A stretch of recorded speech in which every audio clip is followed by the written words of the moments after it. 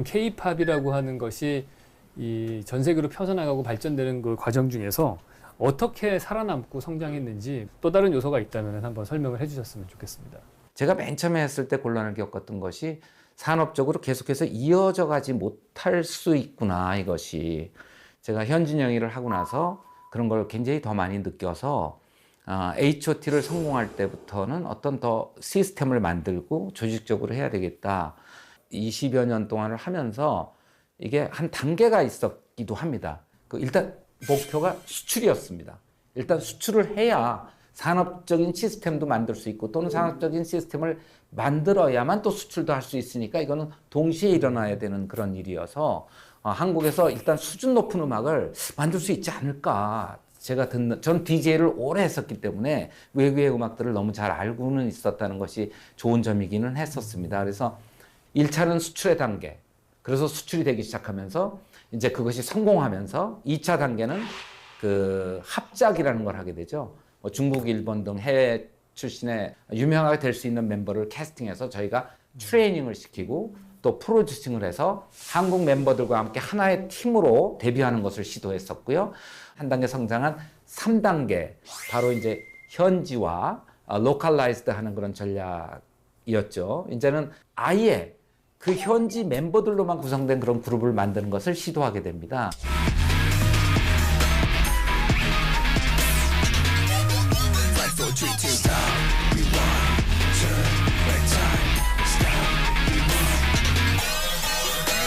한때는요, 한국도 그렇고 외국의 언론들도 케이팝에 대해서 좀 폄하하는 그런 기사나 이런 것들도 좀 많았던 것 같아요. 예를 들면 공장에서 뭐 이거 찍어내는 것 같다라는 그런 류의 어떤 비판적인 시각들도 좀 있었던 것 같은데, 지금은 그 총괄 프로듀서님, 글로벌 시장에서 그런 류의 어떤 폄하성, 어떤 반응이라든지 이런 건 완전히 사라졌다고 봐야죠. 정말로 너무 다행한 일이고요. 뭐 외국에서뿐만이 아니라 우리나라 자체에서도 굉장히 그 비판이 좀 많이 있었고 또 질타도 많이 하셨고 그랬던 것 같습니다. 근데 뭐 꾸준히 어쨌든 해서 지금이 된 것 같습니다. 그런데 우리나라의 그 엔터테인먼트 시장만 가지고는 산업이 될 수가 없다고 생각을 했습니다. 그래서 산업적으로 생각을 한다면 지금 말씀하신 것처럼 공장처럼 말이 좀 맞지는 않지만 그러한 시스템을 가져야 되겠다고 생각을 했고요. 캐스팅, 트레이닝, 프로듀싱, 마케팅을 갖고 있는 매니지먼트까지 모든 것이 한 번에 가능한 360도 비즈니스 시스템을 만들어야 되겠다라는 생각을 했고요.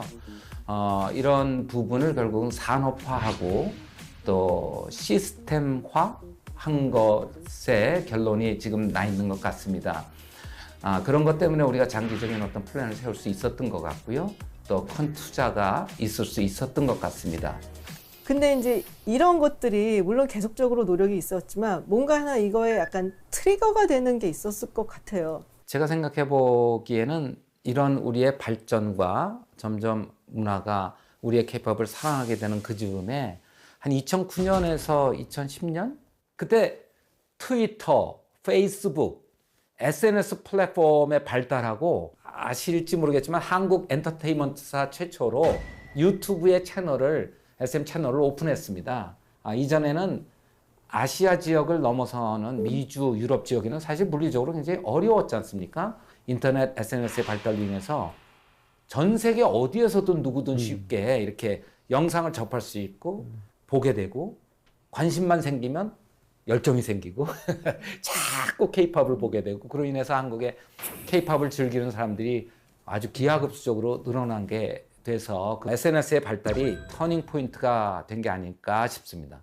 지금도 한 가수가 앨범을 냈을 때 여기 먼저 오픈이 아니라 선공개가 아니라 그냥 유튜브에 딱 올리면 한꺼번에 퍼져나가는 거니까 그 효과가 확실히 유통적인 면에서 국가 간 장벽을 무너뜨리고 좀 혁명을 일으키지 않았나. 그러면 그 어떤 면에서는 트리거 포인트가 지금도 진행되고 있지 않나 이런 생각이 들어요. 2020년이라는 게 글로벌 팬데믹 상황에서 오프라인으로 뭘 할 수가 없는 상황이어서 사실 금융시장에서도 이수만 총괄 프로듀서가 하시는 회사를 비롯해서 굉장히 큰 위기라고 했거든요, 사실. 왜냐하면 공연을 못 하니까요. 그렇죠. 행사도 못 하고.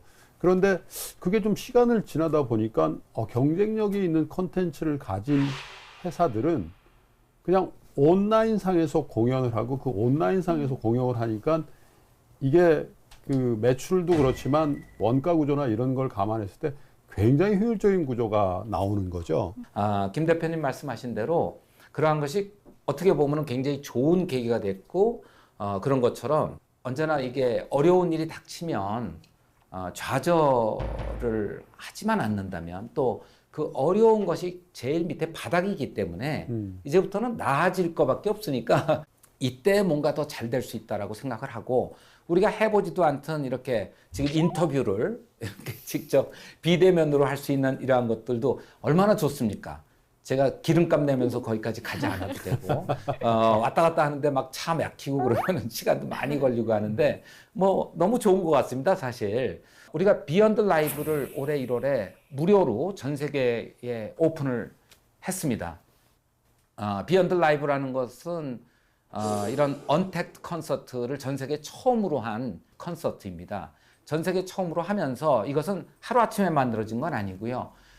디지털 시대로 들어오면서 우리가 전 세계로 나갈 수 있는 방법은 실질적인 물리적으로 직접 가서 막 시간과 뭐 비행기 기름값 들이면서 가고 거기서 뭘 먹고 막 이러는 그런 시간적으로 물리적으로 어려운 시대를 넘어갔다라고 생각을 했었기 때문에 이것은 앞으로 비대면으로 볼 수 있는 그러한 공연이 도리어 컨텐츠를 더 화려하게 AR, VR을 활용하면서 XR까지 활용하면서 무대와 같이 어우러지는 굉장히 멋있는 무대를 만들어낼 수 있지 않는가라는 생각을 하게 되고 이미 준비를 했었던 것인데 이것이 팬데믹 현상의 코로나가 오면서 저희가 제일 먼저 제일 빨리 전 세계에서 보여줄 수 있게 됐던 것이고 그리고 올해 1월 달 들어서면서 바로 전 세계에 보여줬을 때 동시 접속자 수가 뷰 수가 뭐 3,500만이 넘는 3,560만이 넘는 그런 클릭 수를 우리가 갖게 되는 우리나라에서는 최초의 가장 큰 공연을 전 세계에 하게 되는 것으로 봤을 때